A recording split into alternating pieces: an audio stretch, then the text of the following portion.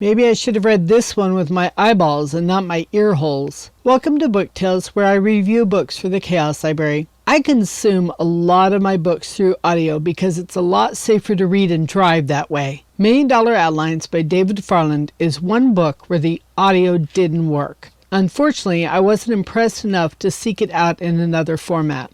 Brandon Sanderson and Dan Welsh from the Writing Excuses podcast talked a lot about David Farland and have credited him for much of their early success, so I was interested to see what he had to say. The advice is no nonsense, practical, and success directed. There is no concern for art's sake. It is a book about making your writing commercial and successful, not about making yourself an artiste. He had good advice about how to write for your audience, and he breaks down the main interests of that audience by gender and age. I didn't agree with his points 100% and thought he was more than a little sexist, but political correctness aside, he's not far off the mark. One place I thought he was a little gender blind was when he said that women and girls prefer to read about female characters, but never acknowledged that women are much more willing to read across genders. Honestly, they have almost no choice in the matter. There is a reason that J.K. Rowling used initials to hide her gender and wrote about Harry Potter and not Hermione. Girls will read boy books, but boys will emphatically not read girl books. But that's a subject for another day and another rant. For a book that calls itself $1 Million Outlines, there was very little practical advice about how to outline.